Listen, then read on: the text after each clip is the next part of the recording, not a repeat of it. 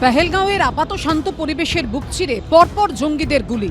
আমাদের আপনার সূক্ষ্ম কারিগরি দিয়ে সাজানোর জন্য ধন্যবাদ। সূক্ষ্ম কারিগরির ধারা যা সোনাকে বানায় সেনকো। সেনকো, আনন্দের ধারা। বেছে বেছে হিন্দু পর্যটকদের খুনের 4 দিন পর সামনে এলো হামলার মুহূর্তের আরও একটি ভিডিও। বর্বরোচিত এই হামলার মাস্টার মাইন্ড জঙ্গি আদিল গুরি সহ বাকি জঙ্গিদের খুঁজে উপত্যকা জুড়ে শুরু হয়েছে সার্চ অপারেশন। পাহাড় থেকে পাইংবন চিরুনি তল্লাশি চালাচ্ছে সেনা, আধা সেনা, জম্মু কাশ্মীর পুলিশ। আর এর মধ্যেই জম্মু কাশ্মীরের বিভিন্ন জেলায় সক্রিয় 14 জন জঙ্গির নাম প্রকাশ করল গোয়েন্দা সংস্থাগুলো।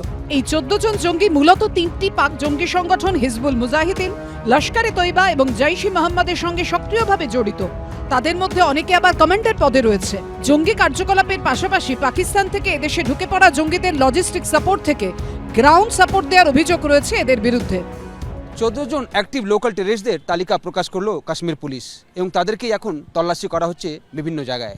তাদের বাড়িতে রেড করা হচ্ছে, কয়েকজনের বাড়ি ডেমোলিশও করা হয়েছে পুলিশের তরফ থেকে। এবং এই 14 জনের মধ্যে লস্করে তৈবার জঙ্গি রয়েছে, হিজবুল মুজাহিদিনের জঙ্গি রয়েছে এবং রয়েছে জৈশের জঙ্গিরা। এদেরকেই যেভাবে হোক পুলিশ এখন সার্চ করছে অ্যারেস্ট করার জন্যে এবং প্রয়োজন হলে এদেরকে এলিমিনেটও করবে জম্মু কাশ্মীর পুলিশ, সেনা এবং central forces. Jammu Kashmir police প্রশাসনের তালিকায় আদিল রহমান, আসিফ আহমেদ শেখ, আমির আহমেদ দার, জুবের আহমেদ ওয়ানি সহ একাধিক জঙ্গির নাম রয়েছে। সূত্রের দাবি এরা বেশিরভাগই পাক অধিকৃত কাশ্মীর লাগোয়া অবন্তিপোরা, সোপোর, পুলওয়ামা, সোপিয়ান, অনন্তনাগের জঙ্গি সংগঠনে কমান্ডার হিসেবে কাজ করছে। পেহেলগাঁওয়ে জঙ্গি হামলার নিহতদের মধ্যে 3 জন বাংলার বাসিন্দা। সূত্রের খবর এই ঘটনায় ইতিমধ্যে ইউএপিএ ধারায় মামলা রুজু হয়েছে। তদন্তে নেমেছে জাতীয় তদন্তকারী সংস্থা বা এনআইএ। শনিবার এনআইএর একটি দল আসে জঙ্গি হামলায় নিহত বেহালার কেন্দ্রীয় সরকারি কর্মী সমীর গুহর বাড়িতে। নিহত স্ত্রী ও মেয়ের সঙ্গে কথা বলেন গোয়েন্দারা।